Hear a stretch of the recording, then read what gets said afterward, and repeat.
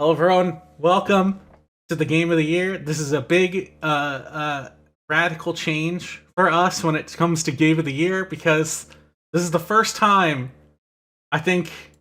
No, not ever, because the older ones we definitely saved our deliberations. This is the first time in a very long time we are recording these deliberations for you, the discerning listener, viewer, maybe one of those.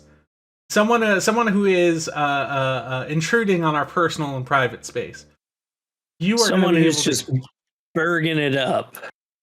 Yeah, if you are berging at the moment, you are going to be having the best berg of your life because we are going to be talking all about the games that we played this year, everything we loved about them. This is the first time in a long time we've recorded these deliberations because let's just say in earlier iterations of Gamesline, before we have the staff that we have currently, some of those got maybe a little heated, too heated, and the decision was made to maybe hold off on recording those just for the sake of humanity. But now we are much more formed and conscious and conscientious humans, and I think we can have these deliberations just with pureness in our hearts. Hey Scott, I think the games you like suck. Well, fuck you. Hey, so we have a small. I think the games you like are good, probably. Fuck you too. Dark Souls sucks. We're not gonna get into that, right? Let's. The only game I play is shooters. We have a bit of a small crew to start off with. If everyone could introduce themselves, I'm of course Scott. I am Lorelai. I'm Franny. And I'm Maverick. Hi. And more people should be able to join in later today, but we're gonna start going through categories. Yeah, how's everyone feeling about Game of the Year this year? We've made some significant changes. We've pared down the amount of categories. There's significantly less categories than previous years, and we made a rule with ourselves to be like, hey, if we are going to do this, we need to add anything that we know for a fact we're gonna have a solid argument. So we have a lot of these categories have way less stuff added in them than previous years, but that's okay. Because all of them are sick and cool and are going to be fun to talk about. Yeah, it's not the kind of thing where we spend 5 minutes, like my turn to talk about a character from a game that I'm the only one who played, just goes, well, I really like that character, but we can throw it out because it's not going to be in the top 3. No matter how hard I fight, Emo from Harvestella is not getting in the top 3. Which sucks, because Emo fucking rules, and I almost got her there. I got her to 4. We're gonna start off, I think, with I don't really know how to classify it in terms of what everyone's favorite category. But it's certainly my favorite, and it's the 100%. Wait, hold on. I think this is the same name we had last year. We did add in honor of Solon. That's nice. His dad was going through some stuff. Last year it was not presented by Balin. We should figure out a name. Award in honor of Solon. Orange Juicin award for when you're juicing your game hard and it feels good to play a game and feel like a real boy in honor of Solon. Yes. That's a good one. Right off the dome. Good job. Play game award. And to feel like a real boy who has never told a lie award. All right, let's start going down what we have for the 100% Juicin award. The award for when it feels good to play a game and when you're juicing your game hard. First up on the list we have Hi-Fi Rush.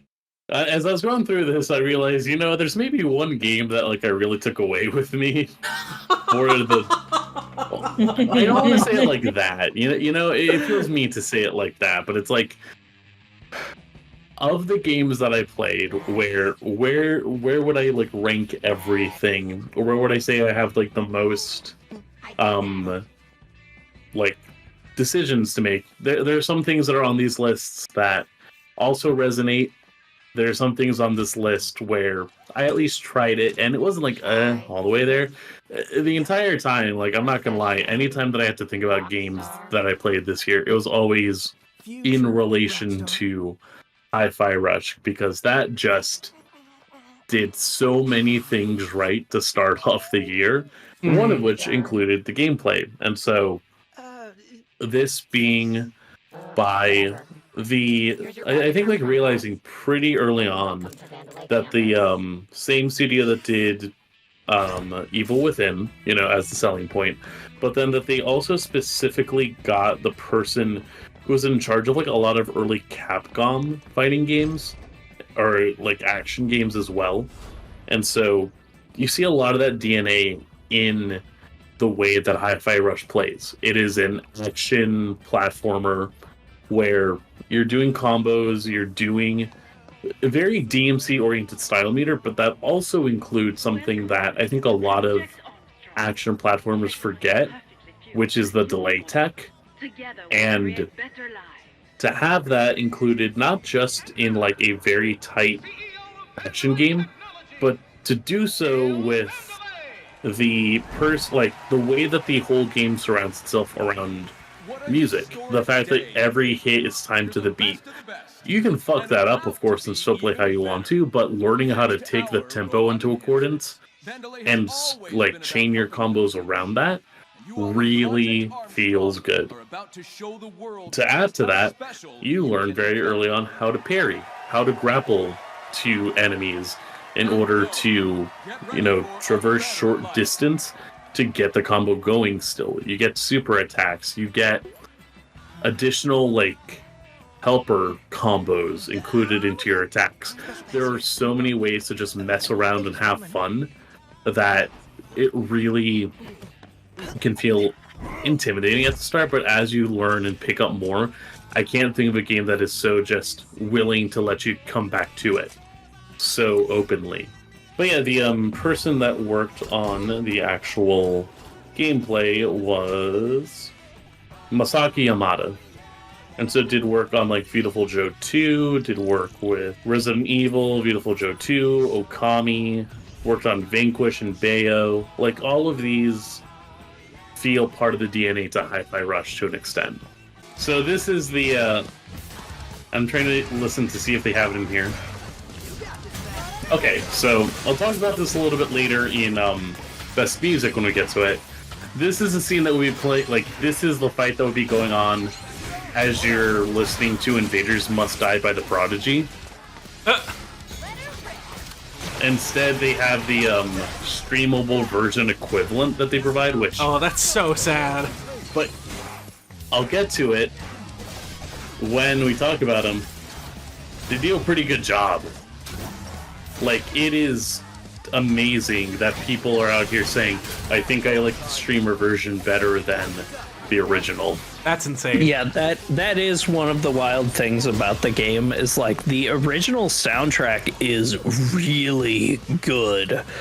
But the fact that they made a stream-safe version of they redid the entire soundtrack, made original music for all of it, so that it could be stream safe, is maybe the coolest part about the game. Right.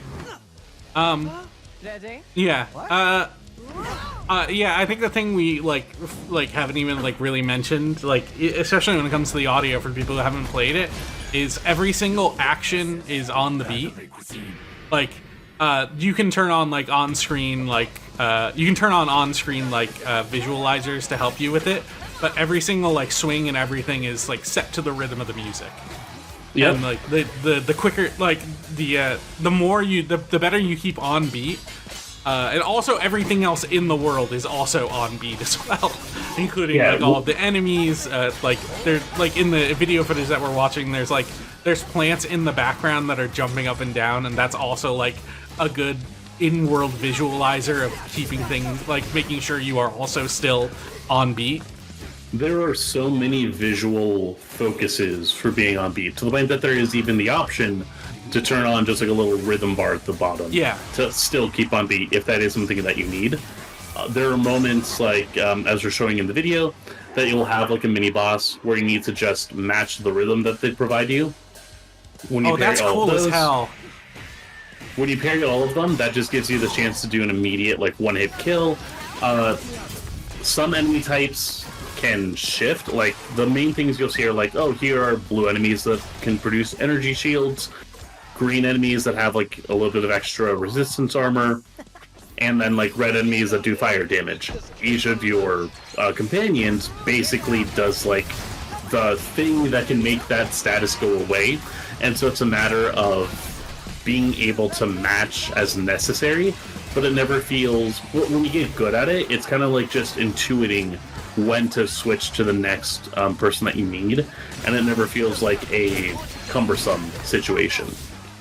Again, like 2023 started with this game and everyone was like, holy shit, what else is coming up? Yeah, it really set the tone. So this is the first fight that you have against like one of the main bosses. It was like your HR wrestler executive, and the whole setup is like usually like arena based like this, but you can see the choreography of her attacks in relation to you just needing to beat her down for the different sections of her health bar. There you see just how like she can still like get hits in. You got to make sure to maneuver yourself throughout. The arena, I think, does a good job of showing you how to really just get moves in, so that you know kind of what to do without necessarily needing someone on the side to be like, you got to do this, or watch out for X attack. Yeah, they give you a lot of obvious tells for a game that is like really quick like this. Yeah. I like how well segmented like the boss bars and stuff are, and like it keeps you like it makes it so like you know what exactly to expect without necessarily like holding your hand too much. There's a bit later on in this boss fight where you're essentially doing dodges in time to the guitar solo that's in sick. this song. Oh, that's It's so good. fucking good. But oh man, like there's so many good things about this goddamn game. There's a good unblockable that she does if you can't actually like time it. And you can just get fucking caught in a DDT, a rolling cradle, and then a muscle buster. Oh, brutal. Just again, fun little tidbits of like when a boss is fun to get like beat up to also, I think that's a good indicator about where like the designer's head is at. The game does just genuinely have a lot of style too. That's about it I want to talk on for Hi-Fi Rush for now, because again, it's going to come up in a lot of other places. I do want to ask something specific, because I know that the attacks are in a 1-beat delay, like you press the button in beat 1 and the hit will hit in beat 2. And I know that the heavy attack has a 2-beat delay, so if you press the button on the 1, it's gonna hit on the 3. Doesn't that feel a little bit sluggish? Because it really worries me. 2 beats is a fucking lot of time. Mm-hmm. It can be, which is the reason why I think leaning into the DMC style of having combos that account for delay allows for a lot more space to, know that, okay, if I'm going to be doing 1, 2, space, or like, X, X, space, Y, or X, X, X, space, Y, like, there's a lot more lead up, and then even those smaller combos can still lead into their own specific things. That seems like a very good implementation of those kinds of pause combos. Yeah, like at no point, because that is a good thing to highlight, how it can feel sluggish in other instances, or like if I'm thinking about other times that rhythm has tried to be a part of like the way that like you do stuff in like Metal Hellsinger or like a lot of these other, or like Crypt of the Necrodancer, there are ways where it sort of is just like there's a specific way to do BPM and you can only do so much. There it can still feel quick. Here, it's just really good that it still feels tight and that it still feels like quick without needing to, I think like make the attacks easier as a result. There is a version of this game that is just tap X the entire time to get your attacks out, but you have the team that has shown prowess in doing these kinds of actual games, and you manage to have something that is much more daring as a result, and really is like something that you can learn to get better at also. I would love to talk to you all about how fucking sick Armored Core 6 is. I'm gonna go ahead and drop another video into the side. Balteus fight. I picked a different boss fight, but Balteus is also a really good one. This is Cell 240, one of the late game bosses. Oh, this piece of shit. This motherfucker. This asshole. I'll try and like really briefly run down why this is so sick, like just while this cutscene's playing.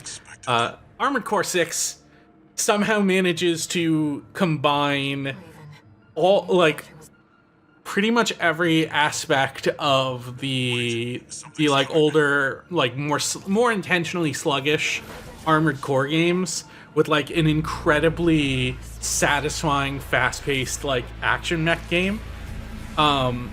And it just feels so fucking satisfying every single time. Like when you're just crushing tiny dudes, you're flying into them with your big laser sword, or you're fighting a boss that's killing you like 8 times in a row because the bosses are absurd.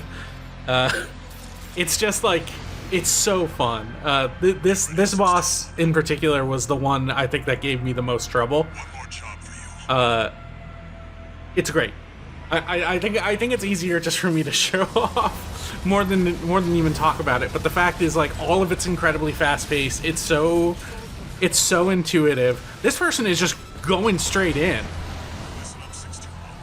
What are they?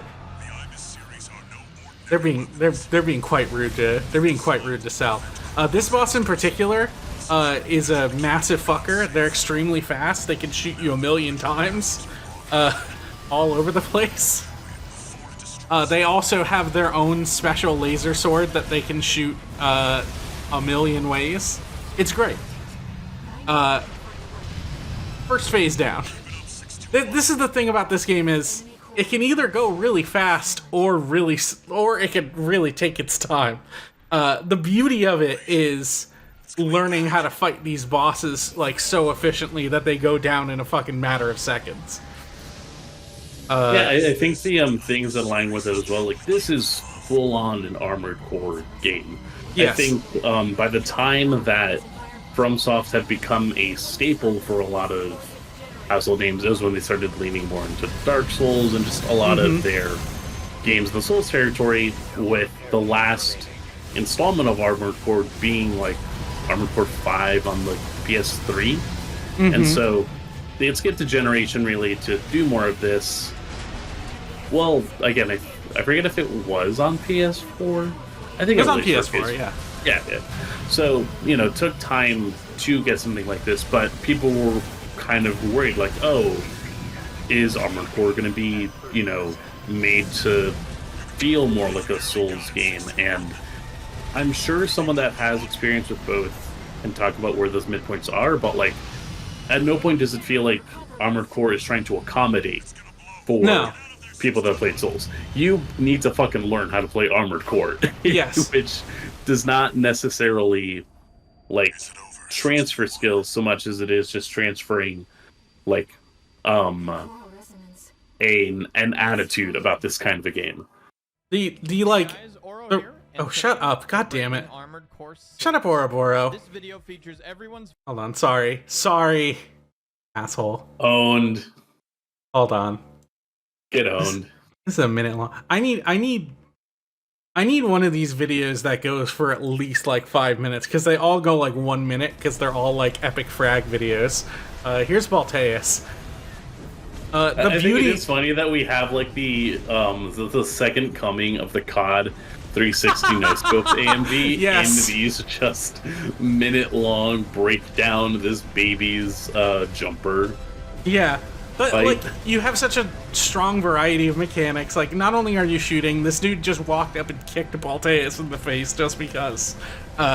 Which is a move you can like just add to every mech. Like it is not exclusive to any specific type. You can even put that on a tank if you want. And guess what? Kicking someone with a tank just means ramming them with a tank. It's great. It's really strong. The other thing as well, like seeing the screen where, again, if you're accustomed to Souls, it's kind of like, oh, maybe I can dash, but that's going to cost me my stamina. Oh, then I need to go and, make my attacks. I need to be a bit more managing. You are encouraged to go all out when it comes to Armored Core. You have your loadout. The idea is not so much to conserve your energy, so much as be able to utilize it so that by the end of your mission, you have fulfilled the task at hand. Yeah. Looking at this, the only thing that's coming through my mind is this game is published by Bandai Namco. Why the fuck isn't this game full of like Gundam DLC tie-in promotional shit? That would honestly be dope. I'm just gonna see if I can just grab some right. I feel like it's a case where, again, like the sensibilities of what FromSoft have done with the game so far, because it's a game that's been out. It's a good one. It's like the PS1, and let me tell you, Armored Core on the PS1 is some funky shit because of the fact that it is tank controls and then camera Like movement the on old the ones, shoulder buttons. they were like a lot more closer to like a flight sim, like Yes, freaking and- cumbersome. And that's also the beauty of this too, is like there is like some flight simmy elements to it. Like you have full vertical movement and everything. Like you are able to fly around as much as you want. It's like you are like encouraged to learn how to play this like not only as a horizontal shooting game, but the way you stay mobile and the way you don't get hit is to go up into the air, is to fly around. There is an entire like mech type, which are the quadrupedal mechs that specialize in being able to fly around for as long as you want. I put in the Strider mission. Your job in this mission is to take out the gigantic mech in the background that's shooting you with a huge laser. It's dope. It's like I was gonna say, if you wanted giant enemies, you could also put the Ice Worm. Ice Worm is nuts. There's so many cool moments in this. I don't know how well I'm explaining how cool it feels to play this game, but it's like, man, just being able to like not even just like the sheer like lizard brain of I'm gonna shoot a thing and then I'm gonna run up and hit it with my big energy sword and that's gonna be the cool thing that happens. It's like it's not only that, but it's associated with like you are building the mechs that you are using. They're pre-built mechs that you can use like in customize if you don't ever want to think about that kind of thing. But there's so much satisfaction just in being like, okay, I need this for this mission, and then just reconfiguring your mech in order to suit that thing, and then it works. And it's so satisfying every single time. Like it's not even just the playing the game, it is the building aspects. It is the micromanagement. I think one of the things I actually liked most, and once I realized it, it made the game like so much better, was I really appreciate that the weakness, if you were struggling with a boss, the weakness to the boss would usually drop in that level. Yeah. So when you get a new part, it started encouraging me to throw it on right away and try it out. Mm-hmm. If I didn't like it, I wouldn't have to fight the boss with it, but it was nice to know that here is the optimal like weapon to use for this boss. Yeah. Kind of stuff. They did such a good job with that. It made it so I tried every single weapon in the game. The game accommodates all of that too. Like if you're deep into a mission and you realize at the checkpoint, oh no, I don't have this specific thing that I need. You don't have to like completely restart the mission and do it all over again. You can just like in between restarts,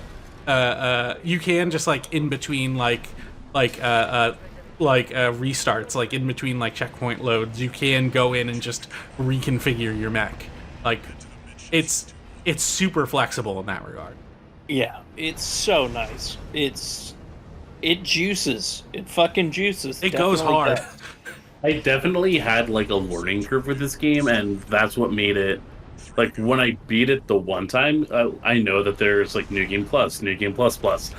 When I had it on like a rental, I'm like, I beat it once, good. I'm gonna send it back right now, because of the fact that I knew like I would want to keep this game and take time to learn it. Yeah, so that I could feel.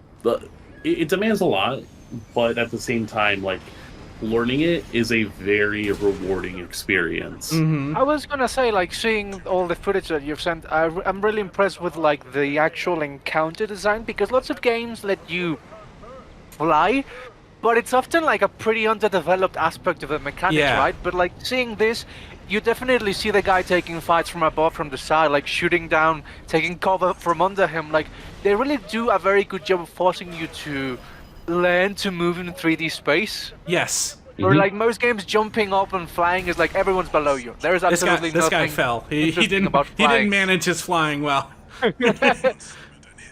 But yeah, no, it's like the fact that it works so well in 3D space. Like the thing that I mentioned it earlier, but I think it's like such a big point is there are so many boss fights where you can stay on the ground and you can like try and dodge them with the built-in dodging mechanics and stuff. But genuinely, the thing that will help you more than anything else is just learning when to take flight and how powerful just being able to hold that button down for a little bit is, more than like wasting your energy trying to dodge every single little attack because you're too committed to staying on the ground. It tries to teach you efficiency of movement in a way that is so cool. Mm-hmm. There's a mission pretty early on where you're essentially fighting like a training cadet for some other mercenary group that is like out here in the planet of Rubicon. And funnily enough, within the community, that has sort of just become like the go-to mission of like, all right, I got to test the pilot out. It's also really good for just farming money too. Exactly, it's farming money. It's getting a chance to try new stuff out. Like just take out this poor. Take out your frustration on rookie. this one cadet, and you glass them every single time. It's yeah. Like it's really something. But I think it is also a good mark of just like, you know, there's ways to still get into the zone of things without necessarily needing to like redo an entire like frustrating mission. Yeah. They give you like full training options as well. There's a training room I go in very regularly just to like try out new mech bits. It also very much encourages like every part that you buy you can also sell back. Like it encourages you to take what you need only, but then if there is that like completionist aspect of you to have everything, there are ways to do that I totally farm just to buy every single thing. Yeah. I want to have it all. Right. Yeah, no, this game kicks so much ass. I love playing it. There a lot of customization. Like we haven't even touched on the fact that like as you see in this mech, you have like 2 armaments on your hands alongside like shoulder attachments. There is an option so that rather than having like, you know, 2 missile launchers, you can have 1 missile launcher and then your next weapon could be another shotgun or pistol that you could cycle through, just if you feel like, you know, I'll have my 1 heavy artillery and then the 3 rotating options for immediate or mid-range combat. Yeah, one of the things I was doing was I on my like left arm, which is the only one you can attach melee weapons to, I would use like my normal energy blade, and then I would swap it with the Moonlight Greatswords in this game. Obviously, it's a FromSoft game, and also it's Armored Core, which is where it came from. But I would swap it with the Moonlight Greatsword, which like the thing about the thing about energy blades is they have a long cooldown. But if you have 2 of them, you can supplement that cooldown by swapping to another sword and just swinging with that, and then switching back to the other sword and swinging with that. And the 2 swords that have fucking best, just carry 7 swords so you can never use. You can keep hitting forever. That's the It's so fucking good. best. It's so tight. You can do so much cool shit with this game. It's so good. And there's full like PvP too, and it's fun as hell. Like just going into a big like even one-on-ones, but like 3v3 like multiplayer like team deathmatch. It's really fun. I can absolutely believe it's fun, but I can't imagine this game can have anything close to balanced PvP. They have gone out of their way to like really make sure it is as balanced as can be, because there was definitely a meta for a long time of like, hey, the shotguns that this guy on the right here has, those were the most busted weapons in the game for a really long time. And they have been very consistent in making sure like, hey, anything that's like way too strong, we're gonna nerf it and make sure everything is more on an like even more balanced like level. I mean, I didn't even say in a bad way, you know. I was just like, it's not the kind of game you expect to be particularly well tuned to suit 2 people, like freaking Ninja Gaiden 3 multiplayer, which was the funnest shit. Yeah. Yeah. It's really fun. Just like every single little bit of it is just like top-notch fun. I love it. I love just like getting in and playing this game.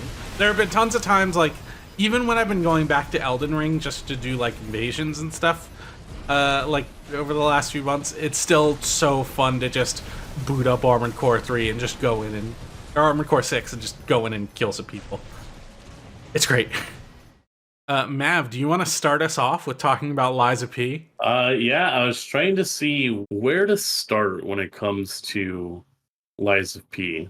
I can help you out here. It's really fun. Yeah. So the thing about Lies of P that works super well is it's sort of the opposite of Armored Core 6, where people very much expected Armored Core 6 to be like the Souls-like Armored Core.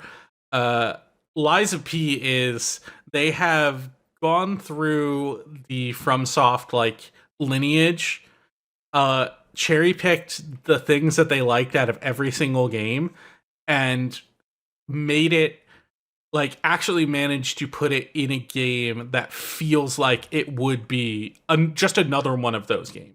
Like it's very obviously distinctly different in a lot of ways, but they understand the game that they are making, and they are trying to do homage to it in a way that feels very faithful. Mm-hmm. And with that in mind, like I think the biggest highlight is the fact that, which we talked about, like the weapon customization takes inspiration from the trick weapons in Bloodborne, but it goes even further to be able to say like, hey, here are all the blades you have access to, here are all the handles you have access to. Handles deal with strength or dexterity scaling alongside the actual moveset you can find yourself using as like a swing pattern. Your blades are going to be the damage, and then alongside that any sort of status effects. If you have like a poison blade, fire damage blade, that's where you'll see that damage there. Any combination between handle and blade can be crafted, and so that all comes together to give you a lot of options alongside like boss weapons you might find along your way.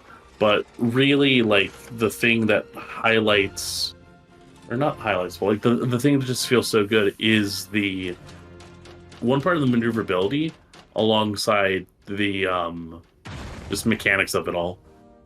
So here we have one of the boss fights that's about like midway through the game against the Puppet King, the King of Puppets. I just like this cutscene. It's a really good cutscene, giving you just sort of like insight on like the world thus far. I know this isn't best moment, but it's such a good part. Yeah. Oh, this is what this guy's going with. Okay.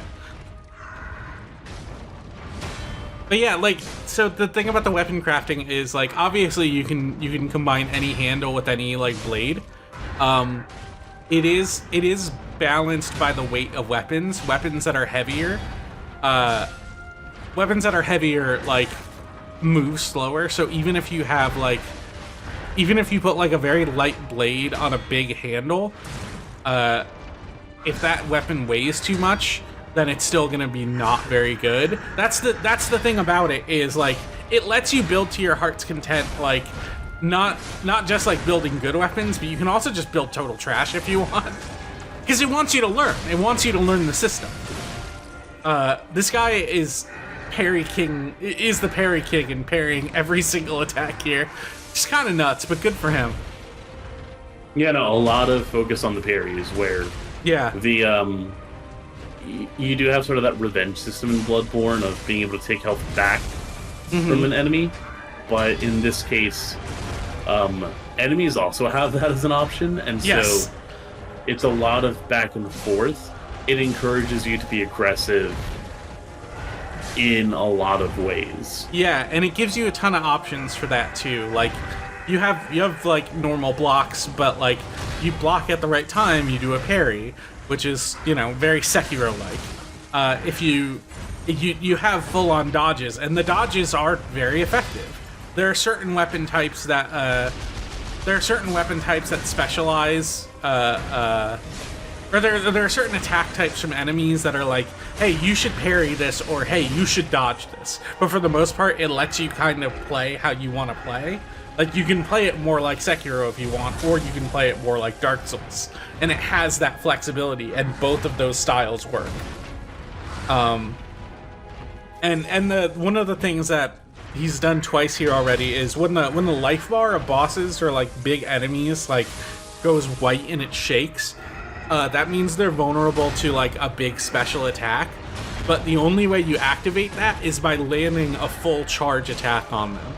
So it is a risk reward of like, do I get in there and try and like hit this big charge attack as quickly as possible to get like a big payoff, or do I like hold back a bit and like try and like stay alive? It's so smart how it like considers a whole bunch of different aspects, and there's just a ton of different options of how you want to play it as well. Now the boss fight's gonna start. Yeah, a lot of two-phase boss fights in this game, but they're a lot of fun. Also, we haven't even talked about the Legion arm. Yeah, you have your entire left. Yeah, the White Lady is a fightable boss in this game. Your left arm is hey, much like Sekiro, it is a customizable arm that gives you like a bunch of different options. The one this guy is using is just a shield, like. But there's other things you can do. There's one that is a gun. It doesn't just shoot bullets, it shoots like little missiles that have like a time delay to them. Or the White Lady. There's a grappling hook that lets you either grapple enemies towards you, or you can grapple yourself into them. And if you do that with a like fully maxed out grappling hook, it lets you do like a big super attack on them, which does like a lot of stagger damage if you pull it off. But also, you're very vulnerable to, like, while you do that attack. So if you time that wrong, you can really fuck up and do quite bad. But hey, when it works, it works. Much like Souls games, they do have an Estus Flask. But the Estus Flask mechanic in this, like, as you can see, he's out of Estus right now. But that, like, little item bar on the left is slowly filling up every time he attacks.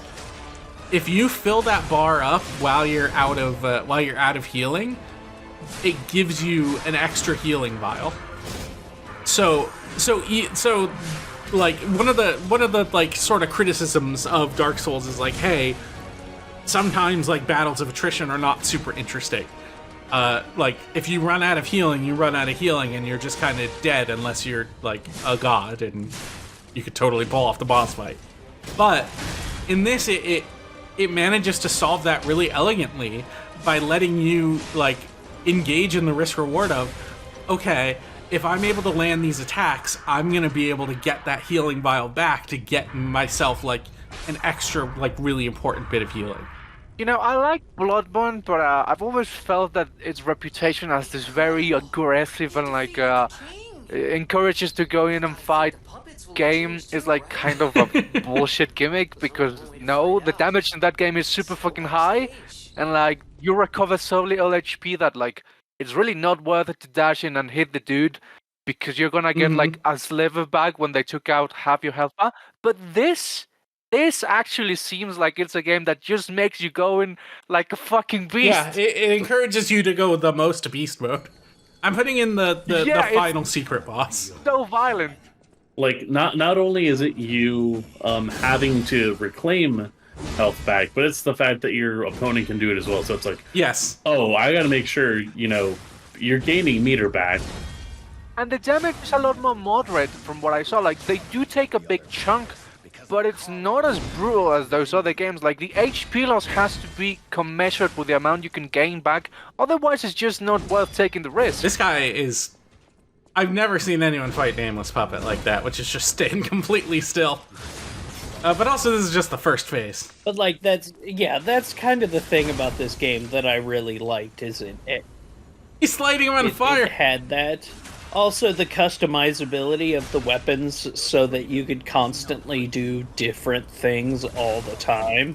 This is a completely different playstyle from how I fought this guy. Like, I was hyper mobile. I was, like, dashing around all over the place. Like, I was trying to keep his pace up. This guy is standing completely still. Like, the fact that you can just do that. And also his, like, sidearm that he has here on his mechanical arm is just a flamethrower. It's a Flamberger egg. We are about to get into second phase, though, and second phase is where shit goes nutty. He's just gonna stand still more. Maybe. This is how a buddy of mine played. Was like, yeah, just stand there, block everything, and fucking counter. And the thing is, he's not doing just blocks. He's also just doing, like, perfect parries as well. Yeah. I get, hey, I didn't know this weapon was so good at blocking. Maybe I should play a strength character. You can, but then that makes you have to not use the Twin Dragon sword. It's true. They do have a katana in this game, which is extremely good. It's basically the weapon, but you can also just make whatever weapon you want. Like, that's the thing, though, is all the weapons in this game feel good. They do. I liked hitting people with a stick. I cannot believe this person is playing like this. It's driving me nuts. Maybe you should get good. Scrub. I beat the game. What are you talking about? Get good. I've already done this. Skill issue. Get better. While we're letting the rest of the Nameless Puppet boss fight go through, if we've said our piece, we can definitely start queuing up about Final Fantasy 16. Okay. So... Man, FF16, God, where do I even fucking start with that? So I'm not somewhere, because I am definitely willing to hear. I've heard so much about Final Fantasy 16. I've heard so much about it. So many different things. Look, Final Fantasy 16 rules as long as they're not doing the writing thing. Yeah, no, that's the thing, is the gameplay of it is the star of the show. Okay. I will say this. The way the combat flows is fantastic. The way some abilities team together. Like, Well, let's start from like a base level, just so people understand what kind of game this is. It's a Devil May Cry clone. Yes. They literally has got the guy same combat designer as DMC5. Yes.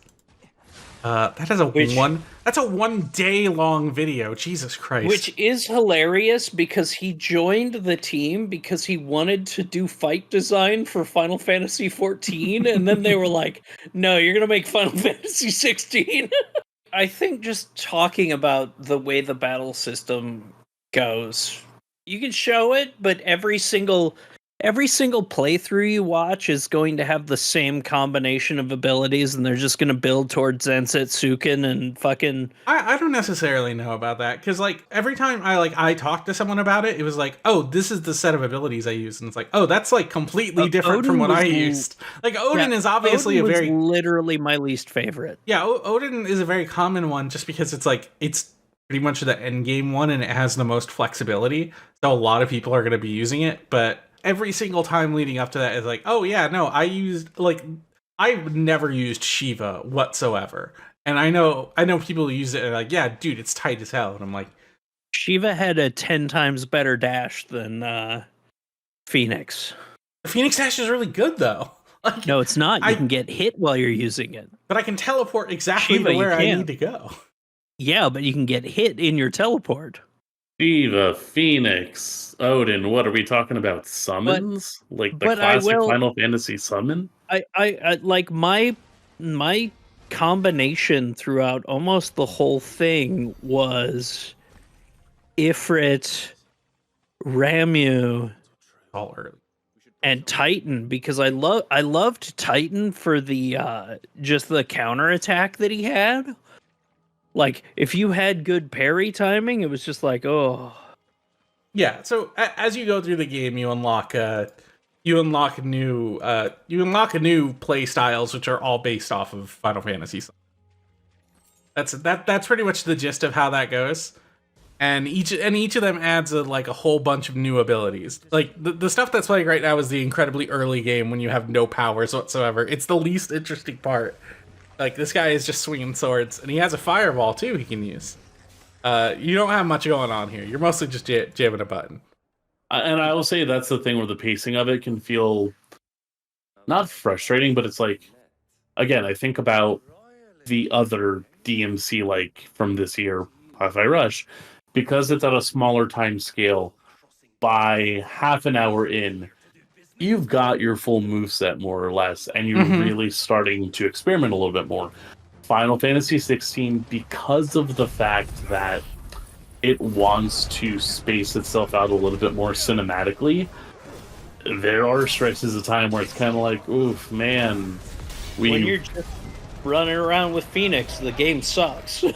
Yeah, or it's like, okay, maybe I'm now starting to have, I like the Phoenix abilities, okay? No, they're good. They're not bad. Yeah, no, they're not bad, but it's like when it comes to the amount of, like, you said it yourself, like, oh, early game is kind of just there. Yeah, having more stuff over time. I feel like it doesn't properly open up until you maybe get Titan, but instead you still have like 2 to 3 play styles you can use for a while. They really should give you those much faster, especially because Titan is the one that is for parries. There's a whole bunch you have going on. This guy is using some Titan abilities I never use, which are these big charge up attacks that you can hit at the right time. They rule. They're really cool, but it's like I was playing this game incredibly fast, so it's who has the time to charge up an attack? I mean, I was too. That's your opener. Yeah, and then That's you your have opener, and then you juggle them for 5 minutes. It fucking rules. Also, to be fair on the pacing of the thing, it is Final Fantasy. Like, if you don't expect that it's going to take you 30 hours to play the game for real. No, yeah, but I will say that it is the fact that, for the most part, other Final Fantasy games are aided by the fact that it is staunchly turn-based or attack based. There is much more flow where you more or less know that the gameplay isn't being impeded by the narrative. I think Final Fantasy 16's biggest rough spot is the fact that it wants to have you do cool shit, but the cool shit is narratively locked, and with the breadth of the game, it can take a bit to really get to that cool shit. I will agree that the Titan boss fight is where a lot of things open up. For me, is kind of just already having someone tell me, oh yeah, this is where the boss fight, this is the boss fight where things open up. Or points where it's I really waned in interest in between. Yeah. Which can be difficult. It takes its time in a way that can be pretty grating. Yeah. But that is not to say that you have nothing beforehand. Right. And I also think that a lot of people didn't take the time to learn other. Like, they wanted the fast stuff, so nobody respects fucking Ramu's abilities. I never used them. They didn't Which seem fucking they didn't seem that good compared to other stuff. But it's like I know they're good. Once you figure out how to use them, like I was like, oh shit, why wasn't I using this from the start? No, it's like every like ability type has a lot of flexibility. Like the fact that the challenges that they make you do are like, hey, use just this person's play type. And that sort of teaches you how to do that. But those aren't required. Those are like totally optional. That's where I learned how good Ramu was. Yeah. Oh yeah, there are definitely mechanics of Ramu that are good for like it's your caster, but then also I did a lot of like the lightning rod, where just having something to stack damage once I like, have my charged attack, or when I'm doing like the multiple fists. There's a lot of interplay with these abilities, and I think having your start be Phoenix, which is much again for the DMC equivalent. Phoenix is your Stinger, and its equivalents. Garuda becomes the wind icon is like your launcher and a lot more aerial based, and then Ramu is like having just an entirely different moveset to work everything else in between. Oh god, when you learned Will-O-the-Wisps and you just stand right next to the Ramu crystal that powers up the more times you hit it, and it lets you hit it like 40 times. Yeah, like there's a lot of capability there. There's a lot of means to juice. There's fun interplay with the abilities that are truly fucking juicin' when you get it fully open. That's the reason this is in this category, is like it's pure juice, like all the way down. Like it takes too long to get everything that you really like want out of it, or like when you like it takes too long to actually put together a kit. But like I put in the like Odin boss fight because this is like one of the like last ones, so you have so much of your kit ready to go. Just so you can get a sense of like what it seems like for the end game. But it's like once you have what you want, it's like holy shit, this game fucking goes, and it goes hard. It does suck that really it is one of those games where I will tell people like the game really shines in New Game Plus. Yes. I even think just the late game is like incredibly fun. Like The hunts are the best fights in the game, not the boss fights. The little extra hunts that you do. You got a little Moogle friend that's just like, hey, go kill this behemoth.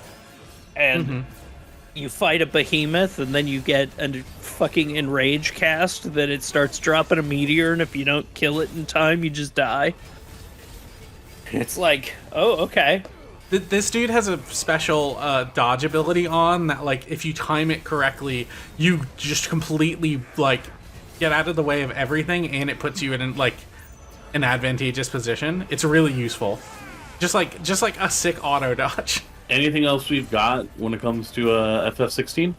I feel like there's so much you can say. Yeah, I need this game in fucking PC, like, right now. Yeah, there's a lot I want to say about stuff with it. Most of it has to do with like best moment, but it's like, fuck, dude, this game is so fun.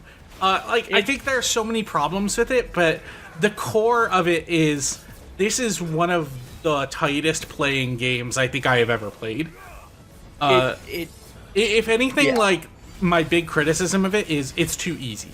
Like the difficulty does not scale super well, and you and Clive as a character, like even narratively, are too strong.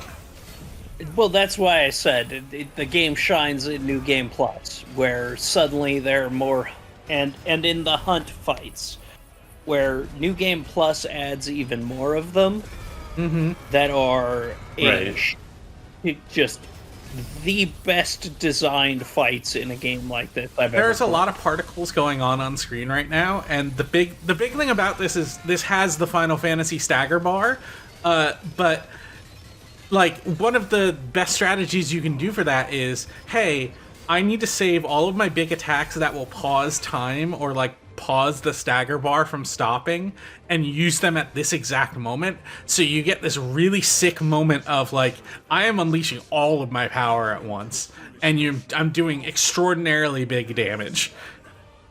It feels so good.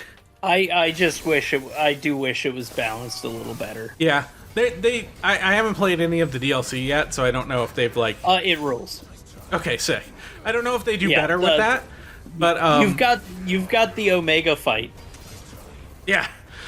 From Final Fantasy 14, and it rules. But they do they do some things that like take you out of your element and make you like reconsider how you're fighting certain things, but it's really not often enough. Most of the time, like, the strategy that you're using is going to work like 90% of the time. I wish elemental weaknesses mattered. Yeah. I wish there was more reason for me to swap my team. There's also the parts where there's big fucking kaiju battles. Like, you transform into Ifrit. This fight doesn't have that nearly as much as other fights, but like there is a little bit of it. I mean, the final fight where you go through with each of your things as the final boss is attacking you with your abilities, and you're like, no, I'm just better than you at this. Is like, it fucking rules. Even though it's literally just quick time events. But yeah, no, this game is extremely tight. Like, I feel like I could talk about it for ages, but like, we have to move on. We'll move on to Resident Evil 4 Remake, which is another one I added. The big thing about this is like, I really I have a lot of problems with Resident Evil 4 Remake.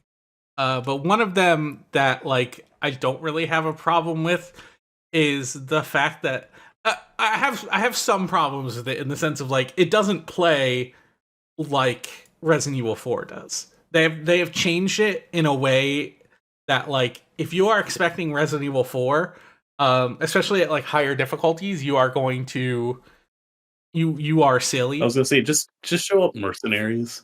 I was just gonna put the fucking like first part of the game in, which is the village from the village of Resident Evil 4. Whoa. Welcome to the family. But they've changed it up in such a way that it's like, even though it's not necessarily the same as Resident Evil 4, like, this guy's about to do a stealth takedown.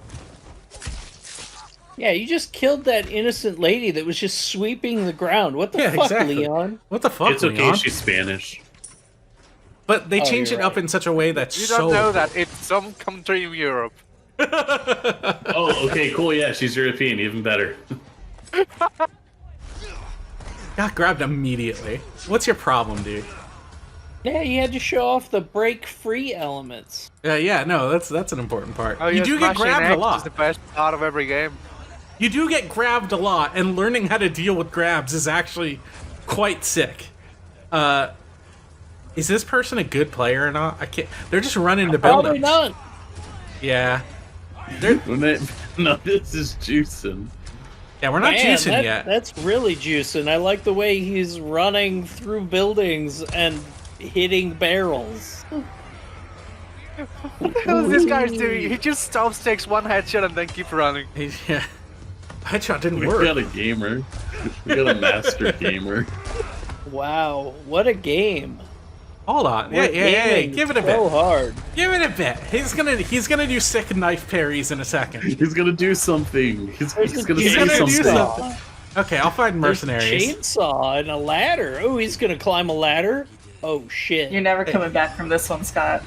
Oh my god, he just pushed a shelf. Holy shit. I mean, it's not your fault. It's not your fault. No, definitely not. I'm trying.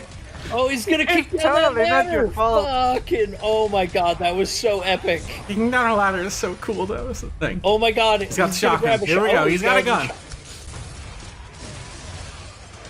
Oh, okay, that was cool. He flipped out onto a roof. Okay, he's getting in.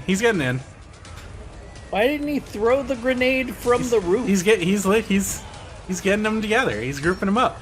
He's got a plan. He's waiting for the chainsaw man. He's right there. Oh, he really chained that saw.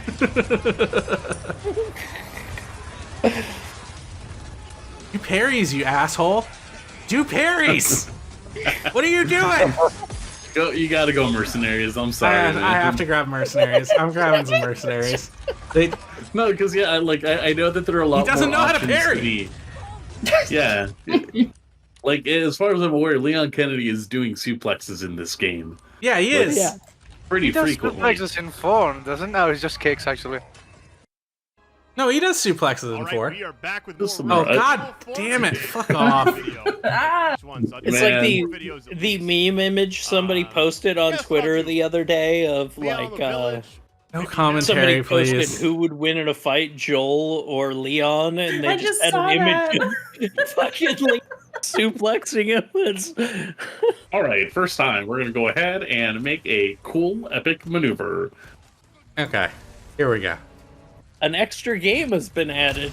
Yeah. All right, we're getting into it for real. We got kicks. Yeah, there's the kick. Okay, now we're juicing. Now we're in. We got Now kicks. we're adding some time with some juicy knife play. Again, it's like I clap because like I know that RE4 is a beloved game. I know that Yeah. you're building off a blueprint that people are already hot about. They took one of the coolest action shooters, like, sort of like took away the parts of it that I genuinely really like about the original RE4. Like, it's still there in small doses, but like the things that they have replaced it with to supplement it, like, work super well. Look at my man, he's going nuts. He hasn't even done a parry yet. He hasn't even kicked a ladder out of a window. What kind You're of right, garbage you're right. gameplay- This guy sucks. I will say this is now the fourth game in a row where we have a parry already like inevitably happening. He hasn't slid a shelf in front of a door to block it. What the fuck? He's just Show- doing cool action shit. What kind of game is this? You Call can of parry Duty. things being thrown at you as well. He didn't do it there, but he can. Okay, here's an interesting video. I haven't watched it totally yet, but I do see that this person is doing Leon with cat ears. Already Okay. good. Who's that? We've got the rock. We've got the rock. I didn't even know you could do this. And also, okay, he's teabagging now. That's very funny. Alright, Yeah. how long until JonTron shows up in this montage? Oh god. Well, there's some Minecraft getting hurt noise, so. Alright, cool, we made it. Anyways, that's what you can do in that game. What are these recommendations? What? What have you been watching lately? No! Alright, we got the No! gist about RE4 Remake. We're gonna move on next to Grand Blue Fantasy Versus. You know what? The cat ears were apt for this transition. Is that I just didn't have anything else to add to Resident Evil 4 because I'm still in my freaking I hate remasters and remakes thing. Well, not No, remake, I'm with remasters you. are fine. Like, as far as No. remakes go, it's like it's not it's not even my favorite Resident Evil remake. Like 2, I think is probably the best one that they've done. But like I still like it for what it is. Listen, I am not saying my posture is the correct one. It is just mine. But the fact that I could grow up thinking like Mission Impossible and the Body Snatchers and shit like that was new when it was coming out for me, I think that's a crime for culture and we shouldn't do remakes. I just hate that kind of stuff. Like, just make a new thing. You're making 200 people work on a game. Just make a new thing. But anyway, yeah, Grand Blue Fantasy Versus is a really freaking good game. I don't think it's as tight as the original was, but as far as making it an actually complex fighting game, they actually really got it very well. They have a bunch of new mix-ups and stuff, and they have like a guard break, and Yep. people can respond to your guard break immediately and like deny you your combo. It's a really freaking good game. And just the added characters, and oh my god. And the fact that they have like EX moves now, like half supers and shit, it's a very, very good game. Yeah. Like all of the different game modes, some of the multiplayer shit, like they added the best version of Fall Guys. Oh, I did hear about that. Every game is now adding Fall Guys, and they did it the best. You know, I think one of the key to this game isn't that it's like the most fluid or like the most complex, is that just the animations are actually so good and smooth. Other games feel really weighty and punchy. This absolutely doesn't. Everything feels like it's gliding. It's like a game that you play on a surface of gel. It's like you're painting every time you hit someone. It's so smooth. Like check out like the way he's sucking him in with a black hole. Like everything is so freaking smooth. And for a game that's this slow, to not actually feel like it's mega slow, it's very good. When you compare it to like Street Fighter, where blocking is just like a slog, because it feels like you're blocking for 3 weeks. Such a good game that's to unfair play. because I'm immediately sitting here thinking like, shit, I should have put Street Fighter 6 in Juicin. It is a Juice. Sorry, I meant 5. Oh, 6 is fine. 6 is fine. Yeah. 6 is fine. I meant 5. Yeah. Do you? Hey, there's a genuine question. I know we're taking our time, but do you think Street Fighter 6 would compete in this category? Oh my god. Honestly, Street Fighter no. 6 is really good, but I don't think it compares. Okay. Yes, it's a pretty good game, but it doesn't have that like super tactile feel. There are other things that I'm willing to engage with more. If anything, I appreciate Street Fighter 6 as a good foundation of what is all like. I can recommend look at anybody that. to try They Street Fighter block 6. and they slide so freaking much every time they block a hit. It's so good. It's the smoothest game, and it plays like it's so fucking slow, but it doesn't feel slow. It's so good. Yeah, I appreciate fighting games like that where it's like the feel of it is like it's way more cerebral. It makes it like gives you more time to think about moves more than just like pure reaction. I hate slow games, and I love this game. That's why I put it in here, because it's the only slow game that doesn't make me angry that it's slow. It just feels so smooth. It doesn't feel slow. It You're feels talking about completely slow smooth. for like an anime fighter, which are like, it's this, Yeah. and then it's like Dengenki Bunko, Melty Blood, fucking. It's Guilty Gear Strive. Dude, Dengeki Bunko is Yes. so fucking insanely Yeah, fast. like that's the thing is Guilty Gear Strive is Street Fighter. It is not an anime fighter. It is a fantastic Street Fighter. Yeah. But But then also here, case in point, we just hit a perfect, like, how many seconds in? 30 seconds in? Jesus. Yeah, but look at, they just like snap them out and it's back to fighting. It's like such a fast-paced game, even though the moves aren't actually that fast. It's just so well tuned. They have like these new dash moves, like you hit 6-6 and then any button, and that's your like way to get in, and it just speeds up matches so much. it's really nice. It's like you're ice skating through the entire like scenario, like back and forth. Yeah, one thing I appreciated when I was just watching like John commentate matches like at a tournament he was at, and like one thing I really appreciate is how back and forth this goes. Like it doesn't seem like it's long, like drawn out like blocking turns and then like the next person like does their turn and stuff like that. It feels very like visceral in the ways you're going like from one person to another. You know, so I can stop gushing for a second. The old game did kind of have a problem where like there weren't that many options, either attacking or defending. It was so simple that like it could really devolve into just you blocking like 4 different combos until you found the one spot to hit A.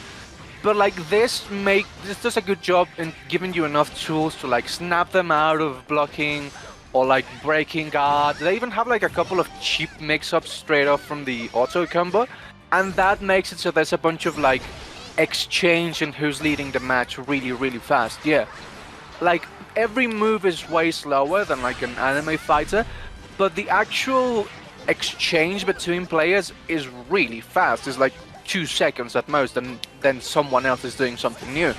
It's just really well tuned. And Yeah, I like, really do think the fact that they are sliding everywhere, like everything has so much knockback. I think that's important because even though the movesets in this are really simple, you're always in the corner. Like the game is half of the matches are in the corner. I was gonna say this definitely feels akin to like if I were seeing someone be like, oh, what are the like fighting games that I should get into for the first time, and I'm kind of seeing what's there. I would recommend Street Fighter 6. I would also recommend, now that I'm looking at it, like Grand Blue versus Rising, because they have a lot of similarity. And right now, there is like a big pool of players to work with to actually have a like flow with, and that's the big part of it too. Having enough people who are in the game, especially at its early inception, so that you aren't just like fighting people at the end of the meta where it's like, oh, why am I fighting like Tekken 7? Why am I fighting so many Akumas? Why am I fighting so many Katsumis? Or like, you know, these 2 to 3 characters when I could see, like just a lot more versatility. Yeah, I also think the thing I like about anime fighters, which this kind of keeps that too, is once you latch onto a character, you will just play that character because they never get they get unbalanced, but they never get unbalanced to a point where a character is just worthless. It's the way where it's like, okay, I need to just learn how to snort crack. Whereas a game like Street Fighter will, through balancing changes, change the meta constantly, and people will shift to that. They will not play characters that are considered low tier. Whereas in an anime fighter, people will always just still play a lower tier character. Yeah, which again, like right now, I think having this be the space to talk about Street Fighter 6 a little bit is fun because it's like the first new edition where everything is like thrown at the wall. Where for Fighter 6, you know, Ken, JP are like immediately at the top tier. But then in EVO, you were seeing like people like Mena RD using fucking Blanca to get all the way to like top 6. Sure, there's a switch to Luke, but then it's like there's a little bit more versatility just because of how early it is. We haven't gotten that first big patch yet, and that's what's been interesting to see. And like really to have it like also be something where so many people are getting in and starting to pay attention before a lot of those changes are coming in. The not problem to cut you off, we've not to cut you off, but we have a lot we got to do, and I don't want to spend. I would like to say one thing. The reason I did not nominate Street Fighter 6, despite it being my favorite fighting game this year, was because it has been a reverse Street Fighter 5, where Street Fighter 6 launched incredibly well, but has been progressively getting worse, especially with the way it's releasing new characters and stuff. It's just absolute garbage. Okay. Yeah, sorry. I just didn't want to like keep spending time on something we didn't even have nominated. No. So of course is there anything else like special you want to show off about Grand Blue Versus before we move on to our last one? No, I think I've said my piece. Honestly, one of the best things about this is that it's just implementing a lot of the stuff that they implemented in Grand Blue after the player base just dropped off the face of the earth. Because Grand Blue did have an update, like 2.5 years in, and they added a bunch of gimmicks, and this is just putting that in. It's still the same game basically. They just added gimmicks on top, but it's a very, very solid foundation. They just nailed the basic game feel, and I think for fighting games that's the most important part, because you are going to be doing the same 8 moves for the next 300 hours. There isn't that much else to do in a fighting game. It's just hitting the same button over and over and over. And if it doesn't feel good, man, those games can become hell. Like, that's why I hate Street Fighter 5. I've tried so many times to play Street Fighter 5, and it's just intolerable. It just feels like shit. But this game feels so good. Let's move on to Wo Long. Yo, Wo Long fucking whips when it's good. Like, the thing is that game fucking juices. Like, the way, like, the count... every single ability in the game can be countered. So, like, especially there are some fights against, like, human allies or enemies that once you learn their patterns, you could sit there and, like, one of the fights, a guy has a drilling attack where he dives straight at you with his spear, and it hits 7 times in quick succession. But you can parry every single one of them if you have the timing. It's like Evo moment 37 constantly. Like, it is when it is juicing, it is the best feeling game I have ever played. Like, the fact is, I was fighting the first fight that you do against Lu Bu is one of my favorite fights in any game like this ever. It is fucking incredible. It's also an iteration of just Neo's gameplay as well, right? No, it's not. Really? No. It is nothing like it's got the fast-paced thing, but it is not Neo. It is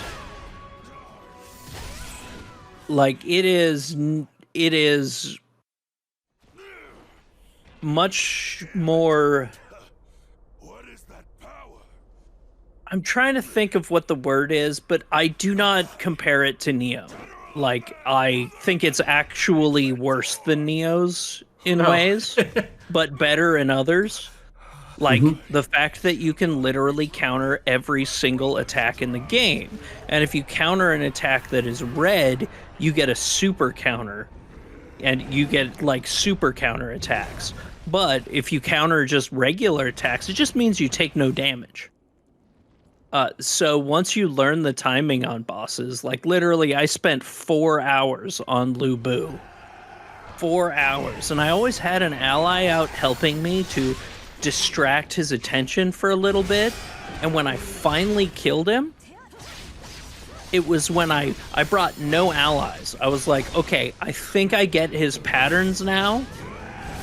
And I just completely fucking trucked him by countering every single thing he could throw at me. And it was the best feeling in the world.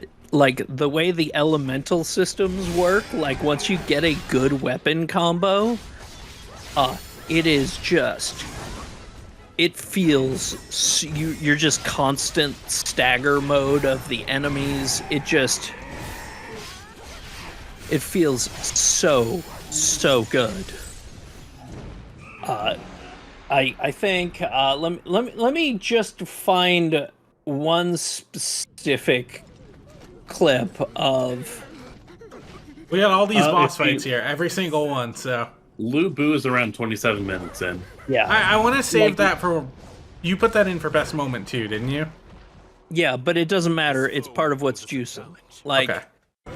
It is like this fucker. It's him. Rides around. No one can defeat Lu Bu. But the thing about Lu Bu is he has his horse Red Hair. And when you are fighting him, he will jump on his horse every once in a while. And when he is on his horse, you have to attack his horse and you're doing no damage to him. So it's 2 bosses at once. And you have to eventually stun him enough that you knock him off the horse so you can do damage to him, and he's got completely different attack patterns when he's on and off the horse, and holy shit, it feels so good to just, like you look at it, every single ability you can counter. Every single one. And that's like how you get good at the game, is like figuring out the counter timings and just it, and every single weapon feels good, which is another difference from Neo. There's no stances. You just have weapons. Okay. So you don't have the, like, 3 stance thing that Neo had. Yeah, my understanding is, like, it's similar to Neo in the sense, like, has a lot of the same things, but like they pared it down in ways that just make it more streamlined. If that makes sense. Which actually takes some of the thing away from it that I loved is that you had a weapon and every form felt different. Mm-hmm.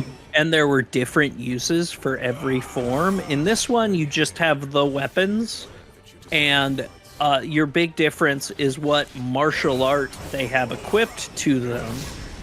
And, like, the martial arts could be all sorts of different things, different combos and stuff that would animation lock you a lot more. So if you hit with them, awesome. But if you missed, there's a good risk reward in there. But like the real shining thing is the way, like you see, he's parrying, like when you parry those arrows, he's not just hitting it once, he's hitting it like 3 times. Right. To get through there without taking damage. And it is when that game is going, it is the best feeling one of these games I have ever played. And like when it's juicin', it's juicin'. Right. But when it's not juicin', it's a very all or nothing situation. Yeah, like even fighting regular enemies is fun.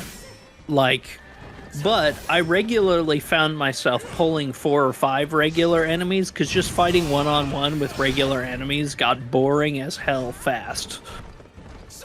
Yeah, like, I bought this game and didn't play it. Well, what happened was, I did really want to play it. I booted it up for the first time, and when I booted it up, I had COVID.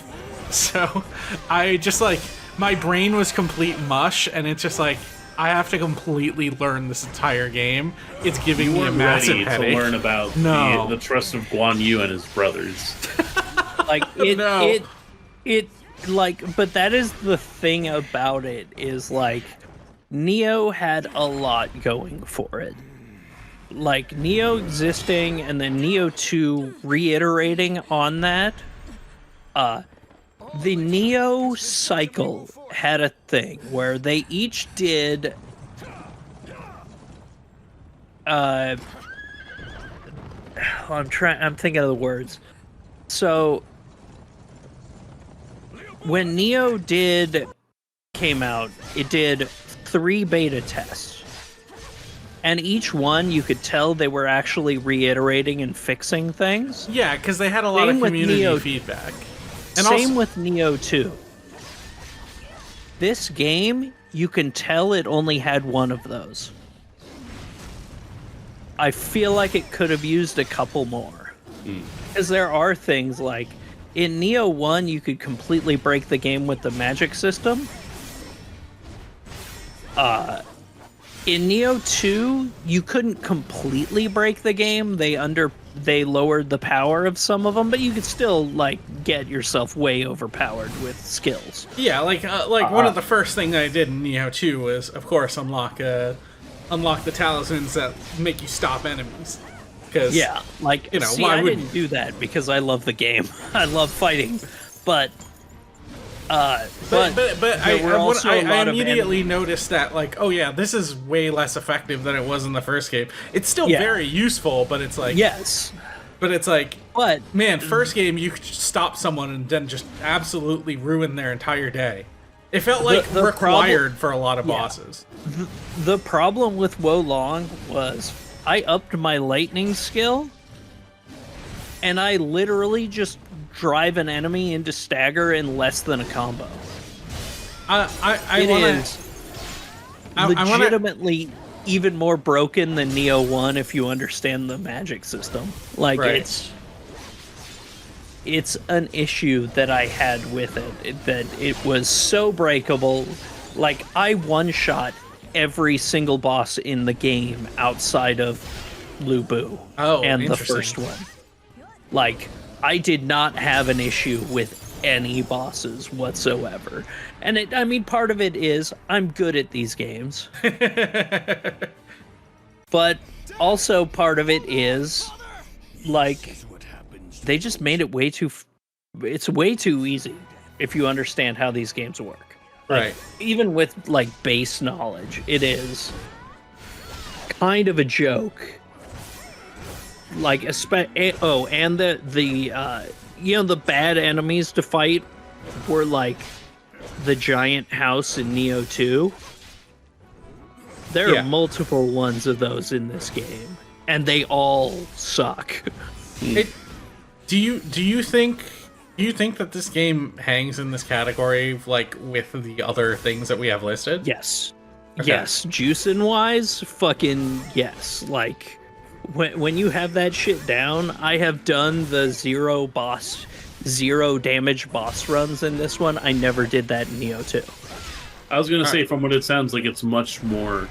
The highs really showcase the juice, but then there are lows that, for the most part, if we were talking about this on more of like a holistic game sense, there's where there'd be like doubt, I would say.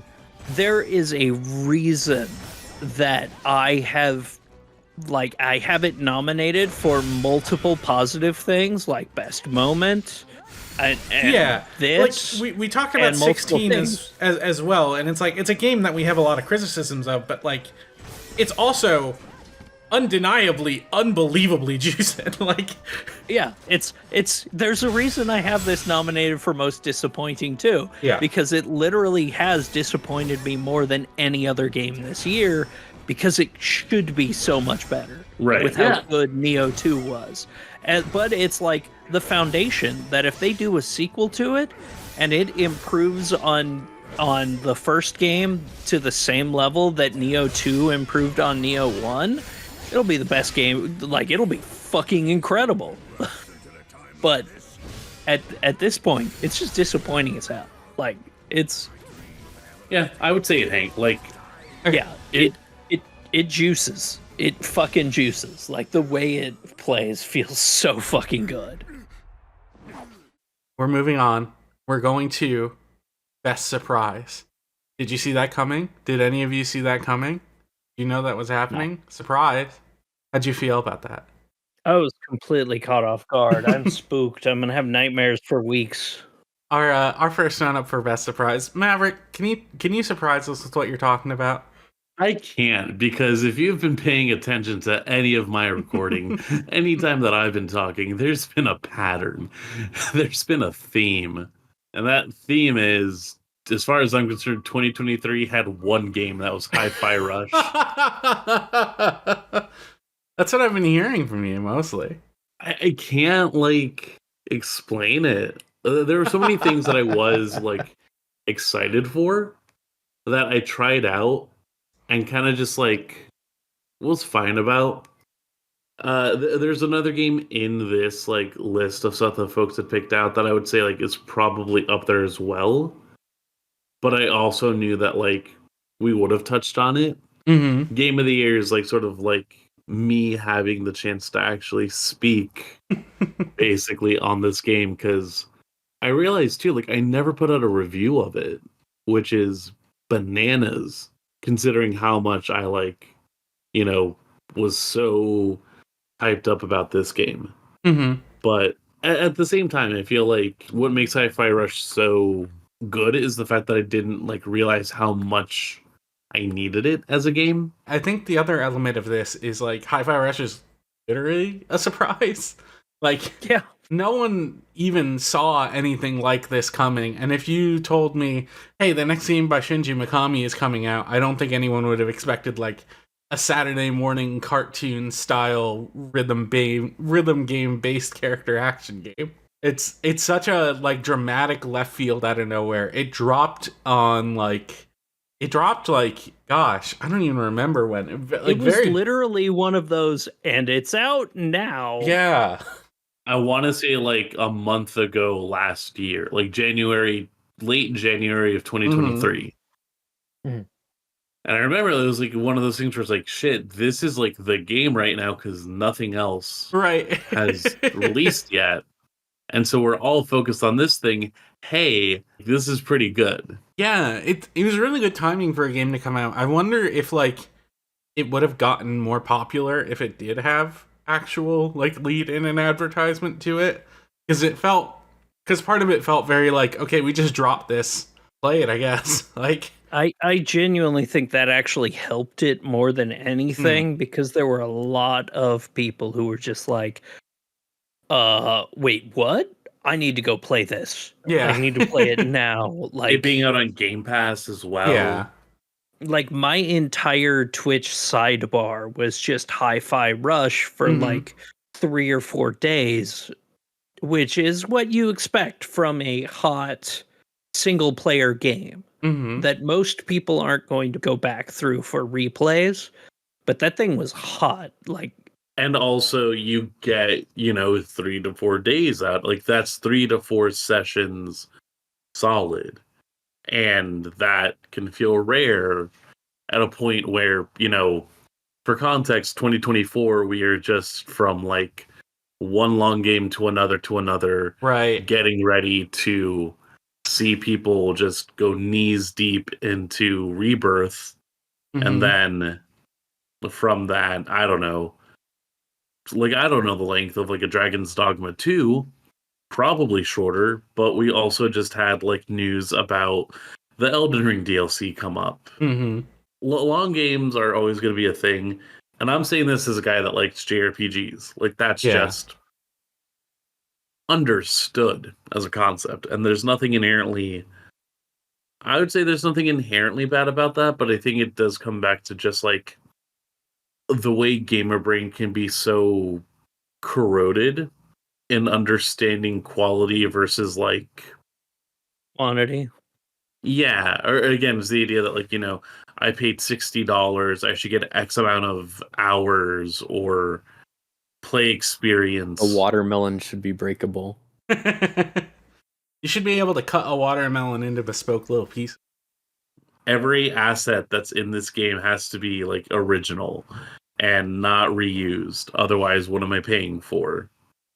It's a weird time for games right now because we're, like you said, we're going from like Infinite Wealth to like to Rebirth to Dragon's Dogma. It's like, oh my god, like there's so much of this that if I was just trying to play these games back to back, I would feel so fatigued.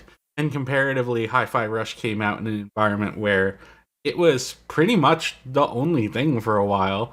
That and Pizza Tower.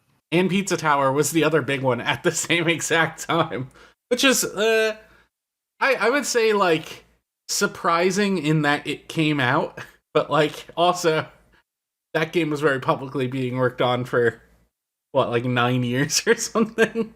Really Something long time. like that. Like, yeah. people that knew, at least knew, this was, like, under wraps for Yeah. a minute. Real wild, just full-on big game drop, especially with how games are nowadays with, like, multi-trailer rollouts and, like, huge, gigantic spoilers spoiling the entire plot of most games before they even come out. It's, like, it's kind of insane to think, like, shadow drops still happen, even for, like, a big AAA, like, even for, like, a big publisher like Microsoft. Well, and the fact that they pulled off a shadow drop, no one had any idea. Right. Like that wasn't even like hinted at on the rumor mill or anything like No. that. There might have been like It- a leak that was it out like at was. the time. It was like a month leading up to it. There was some stuff, but it wasn't like this. It was like, Yeah. hey, they have a new IP coming out Right. called Hi-Fi Rush, and it's like, who knows what that means? Yeah. Like there were like weird rumors about like Shinji Mikami and stuff like that, but it was that like what it ended up being was the most like, wait, what? What? It's that, and then you get into it and you're like, oh, it's a rhythm game. And then you play more of it, and then you're like, oh, it's a rhythm DMC. And then you figure out, like, oh, wait, it's a rhythm DMC by the guy that worked on, like, Beautiful Joe 2, DMC 3, if I remember right. Like, the game is not just, like, a send-up, or it's not just funny that it's, like, Shinji Mikami, the Evil Within guy. It's the fact that like this game is stealthily just another part of like the Clover Studios library or genealogy when you get down to the nitty gritty, which is awesome. I think also just Microsoft is now realizing like we've really been fucking up. If that's going to be our successful stuff is like they were talking about how much of a success it was compared to its budget and stuff like that, and it's just like, yeah, you guys should have been making stuff like this all the time. You should have been letting new teams make things instead of new teams that are established, less new teams that are contractors that we're hiring for 5 months and then recycling them. Or, having companies that get absorbed in, and you have your one like cool moment and then kind of just have radio silence that's a little bit worrying. Glad Psychonauts 2 came out. It was one of my favorite games of the year prior. No idea what Double Fine's up to at the moment. Yeah. And with sort of like the facade of Phil Spector waned out through the whole like Blizzard Activision Blizzard merger, it's sort of like, man, don't know what's in store for them. Yeah. Well, Risket's unhappy. They got to do something about that. Yeah. It's what makes Hi-Fi Rush like important, which is the fact that it's just like, it's a video game. Yeah. Speaking of games that very much just like dropped out of nowhere, John, do you want to tell us about the murder of Sonic the Hedgehog? He's freaking dying? Yeah, he does get done murdered. He does the Family Guy death pose. He does. So in a year where a lot of different companies, not even in a year, in a multiple of years, where a lot of different companies think it's very funny for their April Fool's Day joke to be, oh man, what if we made a visual novel and you got to date our characters? Isn't that wacky? I mean, I'm pretty sure there were games like that were released at the same time as this. Sega instead went, hey, what if we made a little mystery visual novel, but it was actually made with care and with a reverence for the medium and the characters that are included? And that's The Murder of Sonic the Hedgehog. It is an incredibly adorable, very fun little game that was released on April Fool's Day last year. And maybe the only bad part is that like endless runner type mode thing where you have to that's like your character trying to solve the mystery or whatever. But it's just a simple little experiment that shows how fun all of Sonic and his friends are. I think what works about it especially is like the appreciation it has for like Sonic lore. Like all the weird little bits it wants to dip into just to have fun with it and just to like tell fun little jokes. It works really well. Yeah. And I'm not someone who's like super crazy into Sonic or anything. I dabble, I guess I would say. But there's just, a lot of love in there, and that love even to somebody who, I could point at Espio and be like, that's Espio. I know that character. I don't really know too much about him, but I know that guy. And they were able to make it really enjoyable for someone like me who has like a passing knowledge of these characters instead of an encyclopedic, but still very cute. And like it just, things like that remind me why people love Sonic so much as a franchise. It has its problems, it has its frustrations, but man, like Sonic and his buds are just this very specific group that are a blast to hang out with. And like wanting to make your own little character and have them hang out with Sonic, like, yeah, because you would want to Sonic, he's fucking cool, and everyone in that group is cool. Like, yeah, like when you're a kid, you're gonna sit there and be like, oh yeah, no, my character's best buddies with Tails, because dude, who the fuck doesn't want to be best buddies with Tails? You get to hang out with Tails like in this game. You get to hang out with Amy and Rouge and Shadow and like all these characters. You're just like, this is fucking cool. These are cool characters. And they're funny. It's really funny, really great art. Just a nice little slice of reverence instead of making cheap jokes. One thing I really appreciated about like the surprise behind this game is how much everyone talking about it played into the kayfabe of it. Like, oh yeah, no, Sonic is dead. Sonic fucking died. We have to figure out who killed Sonic. And that was all that, like, I saw post after post of people like not actually acknowledging the actual story that's in it, but going with the the created narrative of, well, Sonic is dead, we have to figure out who killed Sonic.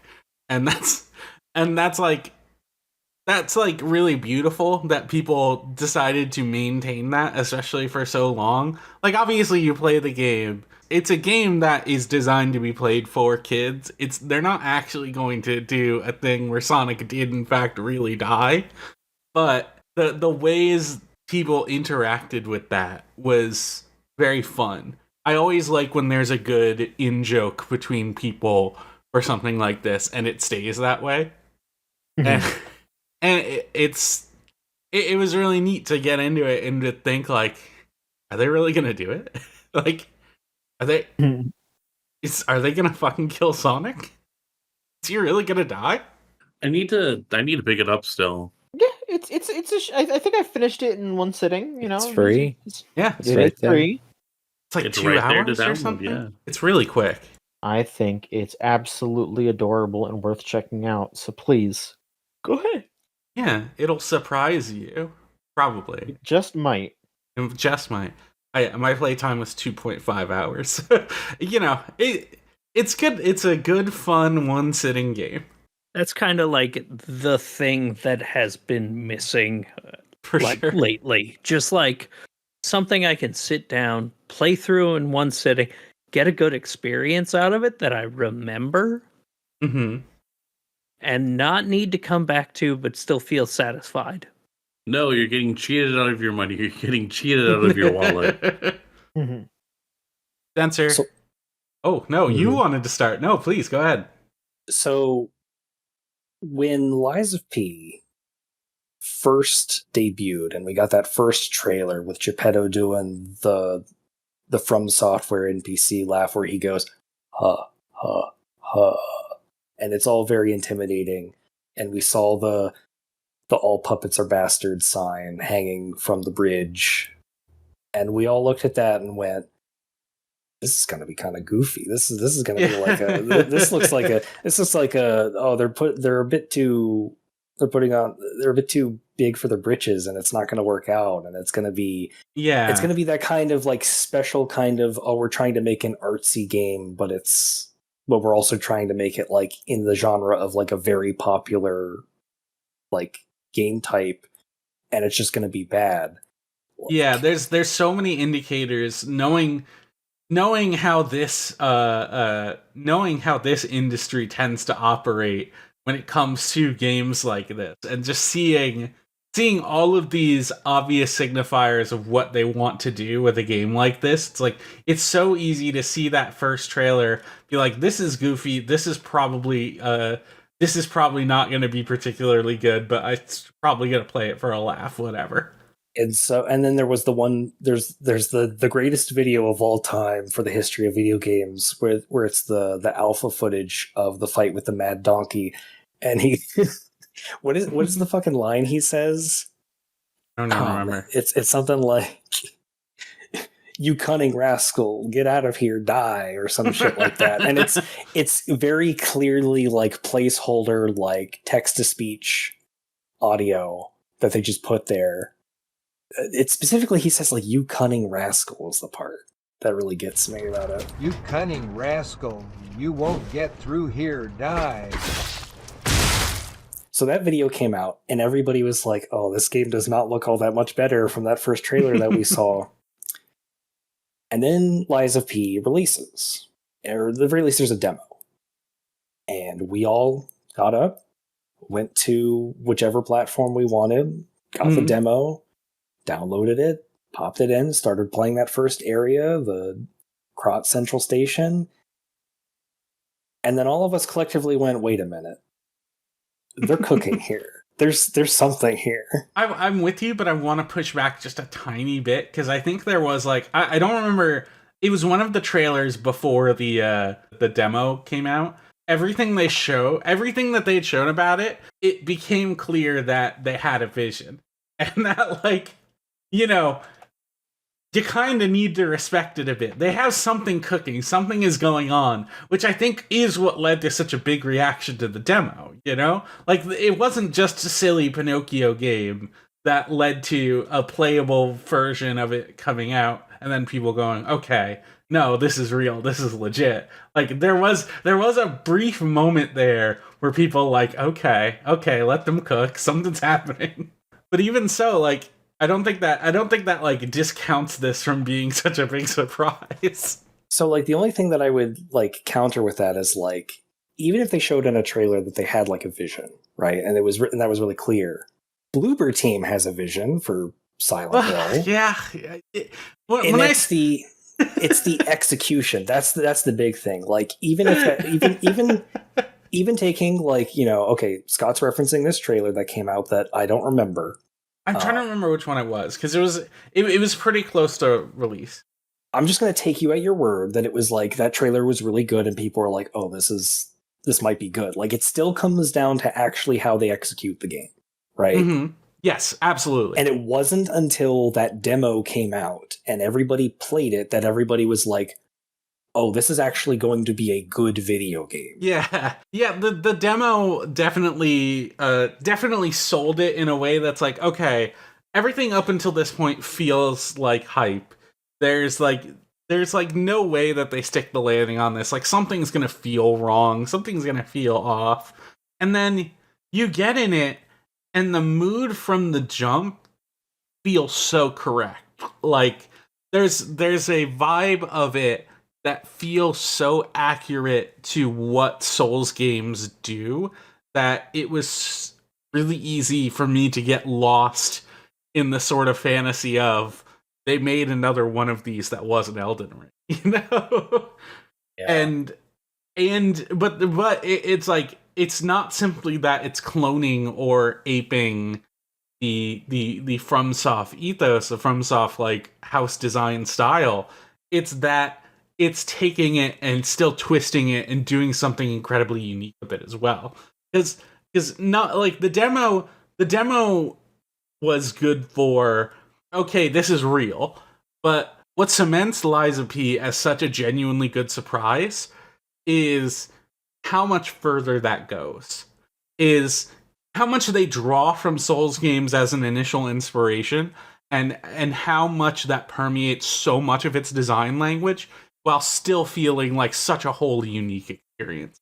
It plays similar, mostly to, I want to say, Bloodborne out of all of them. Oh, here's the beauty of it is it takes elements of all of the Souls games. It takes elements of Dark Souls, it takes elements of Bloodborne, it takes elements of Sekiro, and it manages to take all of those and put them all together in a nice little stew. It takes ingredients from each one, puts them together in a nice little stew that you know and you understand, and it gets the flavor right.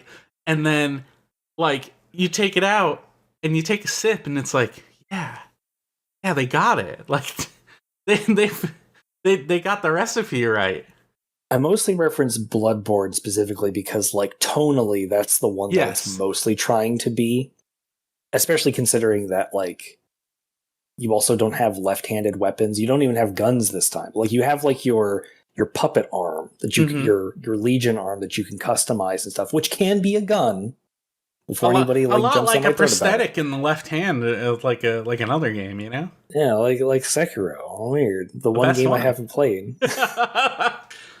But it's the fact that like the demo sold everybody on like this is going to be a good game, but then we actually played the rest of the game and the places it goes to, in terms of the story, in terms of just the actual like locations. The thing that I loved the most about Lies of P is the pacing of the levels. They don't last for 50 billion years, to the point where in a lot of cases I wished some levels were a bit longer.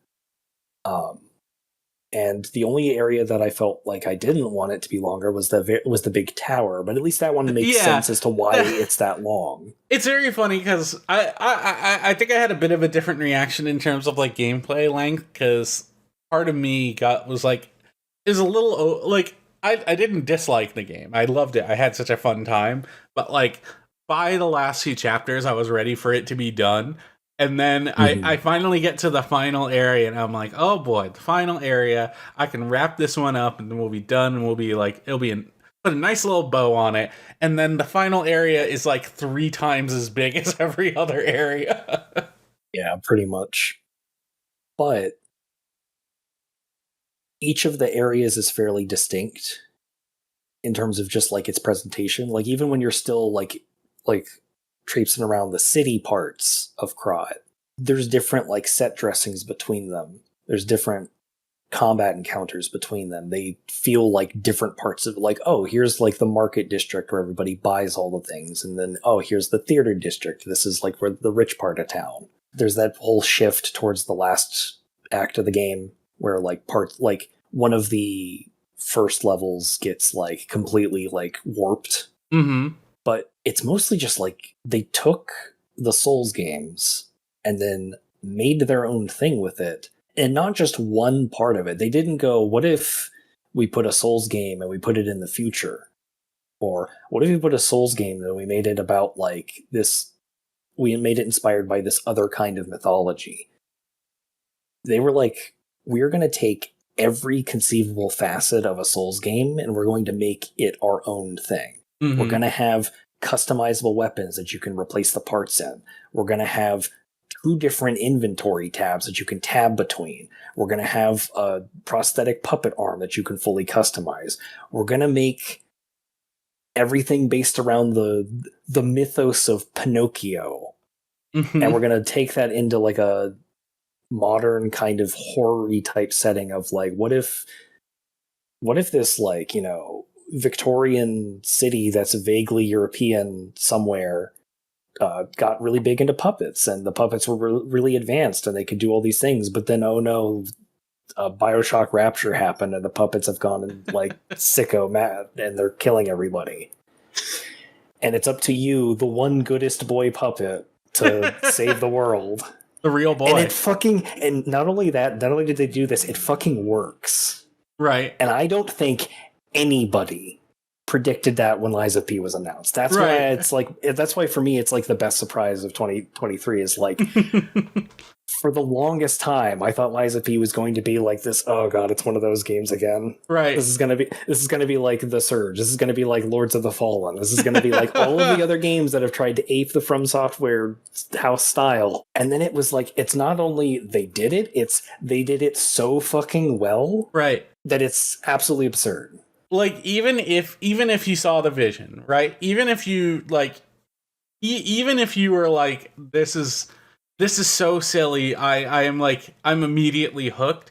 There's still a level of ironic detachment that you might feel. You know, like this is gonna be so good, but you know, and it manages to completely undercut that sort of like detached feeling by just being so damn good, by owning, like, it takes the Pinocchio myth, like the story of Pinocchio, and completely owns what it is. It is not trying to be Pinocchio. Like, they could have so easily been like, isn't it so weird that Pinocchio is doing a Souls-like? Isn't that so goofy or whatever? But it loves that it is Pinocchio Souls-like. It loves that it is trying to play with this folklore, that it's trying to play with these stories, and it's trying to do them a service, not only as like a level of appreciation, but also trying to do their own unique twist in ways that are not trying to undercut them either. You know, it's so deeply respectful when, if you just looked at it and you didn't know better, you would think this is like the stupidest thing. It's really beautiful. We love when developers have faith in their vision. You gotta respect the vision. It's not just that you gotta respect the vision, it's you gotta respect when they respect their own vision and they're not just like taking pot shots at it and pointing at it and going, wow, isn't this quirky and weird? Right.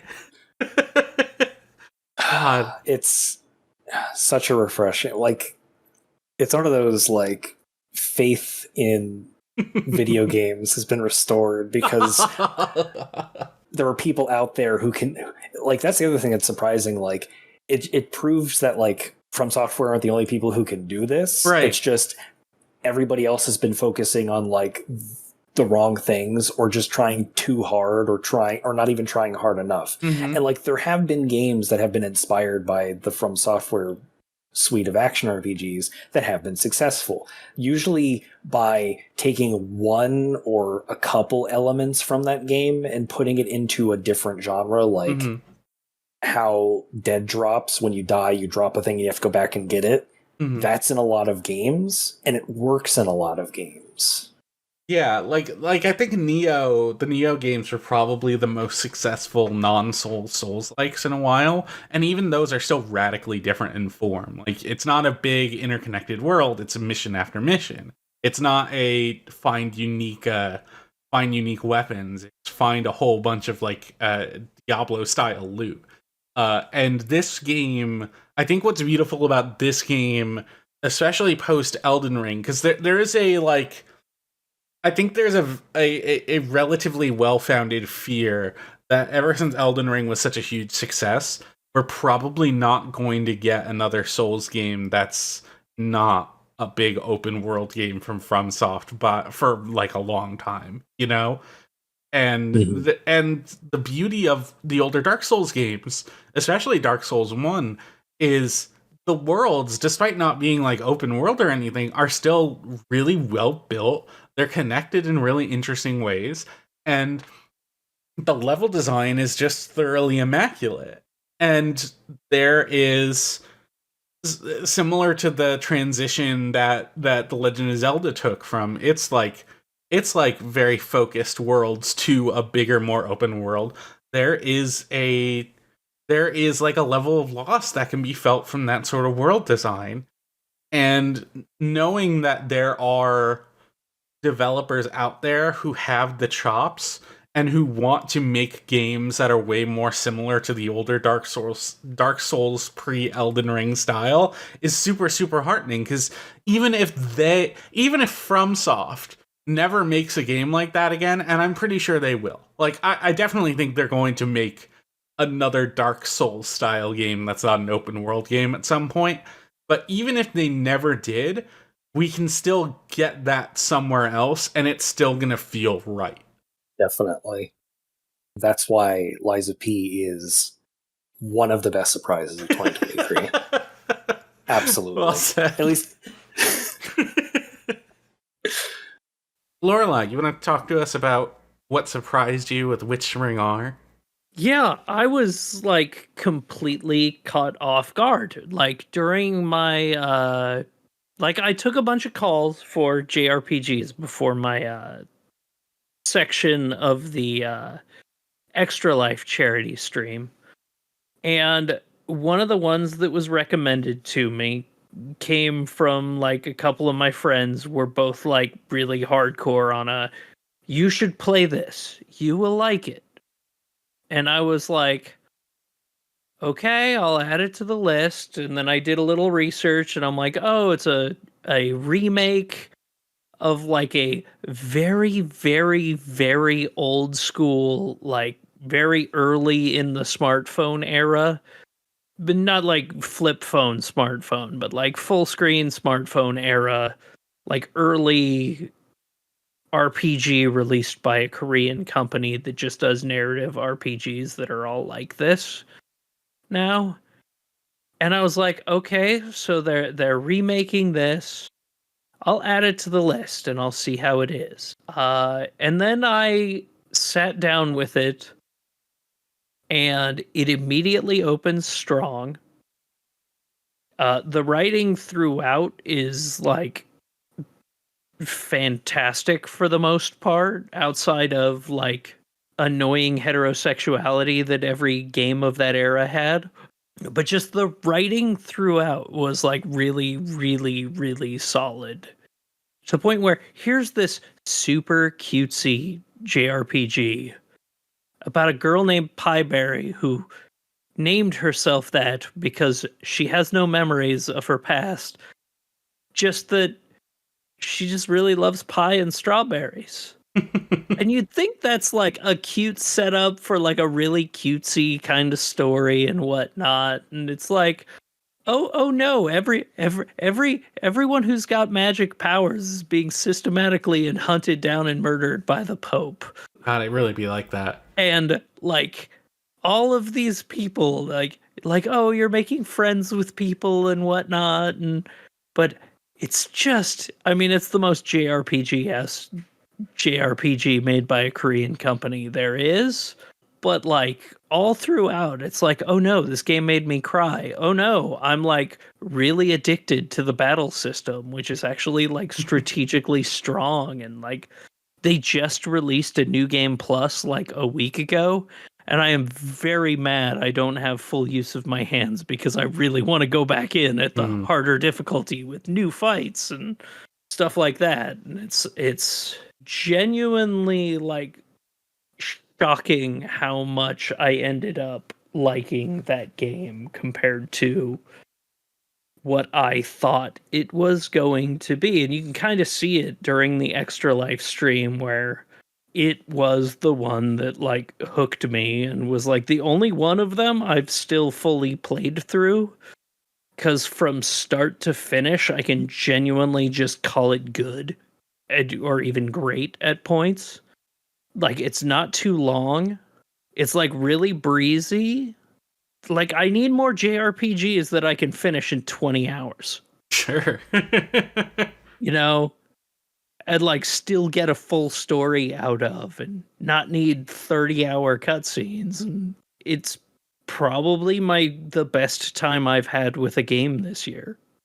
And it's just this weird little Korean phone game that they re-released. And God, you put the screenshots of, like the way the phone game was next to the new one, and you see what's there, and you're also like, holy shit, this is a fucking upgrade. And last on our list, I put Lethal Company on here. Here's the thing. Lethal Company is nuts. The fact that this thing came out and it was such a massive success. Similar to Hi-Fi Rush and Murder Sonic the Hedgehog. Pretty much no one expected this game out of nowhere. It is, I would say, probably the Among Us of 2023 in terms of just like a game people can play with friends that sort of that came from an independent creator and just completely blew up in scope, bigger than anyone would have expected. Like this came from like a 20-year-old like single furry developer, you know? Roblox guy. A Roblox dev, yeah. And it's really interesting seeing this kind of game come out and be as big as it is, because it is, I don't want to say like unique in genre, but it's trying things, integrating both comedy and horror and like teamwork in a way pretty much no other game really attempts. You know, like there's so few other games like this. Like there's Phasmophobia, which leans way more into horror, and there's parts of it that are funny, but sometimes it feels like games like Phasmophobia are too into their own stuff. Like they take themselves way too seriously, especially for how like silly and comedic the entire premise is from the jump. And Lethal Company leans into it so hard.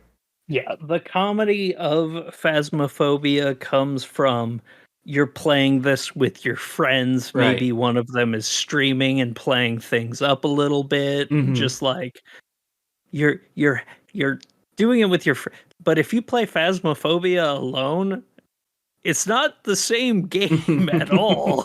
Or if you play Phasmophobia with a bunch of people who are taking it super seriously, which I've done before, That sounds like a genuine nightmare. horror game. Like it is not fun at all. Meanwhile, like Lethal Company really goes out of its way to emphasize comedic elements. There are so many items around the world that are just inherently silly or have functions to them that you don't realize at first glance is just gonna like be more of a chaos factor than you would imagine. Like the deployable ladder that you can purchase, really useful item for getting up to really high places you'd be able to get to. Also, you can deploy it. If you deploy it near a friend and it falls on your friend, it just hurts them really badly. And it's like you can just turn this thing into a deadly weapon, or just the fact that there's stuff like items you can pick up like whoopee cushions and horns, which have actual practical in-world functions that you can use in that way, but for the most part, feel best used for when you're committing to the bit. You know, it's that level of emphasizing its own sense of humor that I think brings it above a lot of that other team-based horror stuff in a way that makes it really, really fun. Also, the fact that the enemies that you face, the monsters that are hanging out in these big old places that you're exploring, a lot of them are just inherently silly in nature. It's really cool determining the different things that all of these monsters can do, but oftentimes, as a new person never playing this game before, you just see a monster for the first time and you're like, well, shit. Like, I guess I'm gonna die. And sometimes they don't immediately kill you. And it creates this sense of, okay, maybe this thing is harmless, which, not really. No. It's just you haven't learned the rules of the thing yet. Also, like, the other thing I really appreciate about Lethal Company is how closely it plays so many of its biggest gags to its chest. And it's like, and it'll finally pull them off in ways that are just so cool. The very first time I ever saw someone get eaten by a sandworm, which was just like, a worm just comes out of the ground if you're on the desert planet. It's gigantic. It leaps up into the air, and in that leap, it has already eaten one of your friends. So it's this moment of shock and horror as you're collectively realizing something has happened, and then you just look up in the sky and just see a giant worm falling or flying in another direction. It's so cool. It's such a neat little game, and it keeps like even like when you've learned what all the monsters can do and how best to avoid them or navigate areas, it's still, everything about it still feels inherently threatening, and I think that feels like such a strong accomplishment.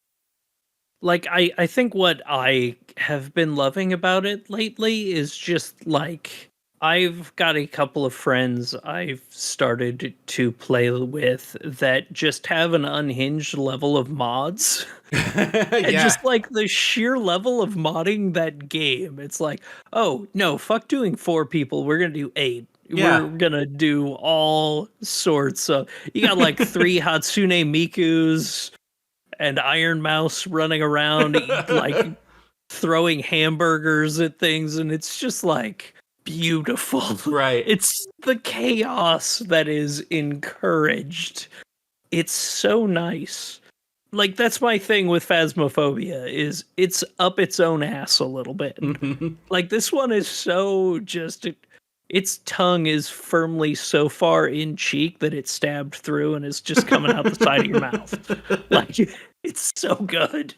I really never would have expected a game like this to pop off as big as it did, even with games like Phasmophobia getting pretty popular. It's definitely the one that like shows the longevity of it. Yes. Like, again, to give it into the context of like contemporary like games that maybe we'll talk about them like closer to the end of the year, but like you get Lethal Company and that makes people primed for like Helldivers 2. Right. Because there's at least an understanding not just of like the cooperative aspect to doing these kinds of team games, but also just sort of like the shared understanding that you can fuck up, but it can be pretty funny. Mm-hmm. Hell, half the time winning is dropping a nuke on yourself to frickin' complete the objective. Right. I like too in that regard Lethal Company's willingness to just completely tank everything for its players. The fact that, well, it seems like every aspect of it is negotiable, there's always something. There's always like some kind of big, massive threat that you're not considering, or maybe you're like, you're underestimating, and then it shows up, and you're like, well, this kind of has fucked up absolutely everything. And that's okay, because it's funny. Like, it works in this environment. And also the parts where, like, someone does survive. Someone does do something fucking miraculous. Like, they're being chased by 4 different enemies, and they're running down hallways that are lined with turrets, and there's mines everywhere, and they can't see in front of their face. And they manage to actually make it to a door, and all they have on them is, like, an item. They didn't even find very much at all. And they're, like, the last person left on their team. And moments like that are still super, super exhilarating. It's really cool. I again, I just like did not expect a game like this to pop off as hard as it did.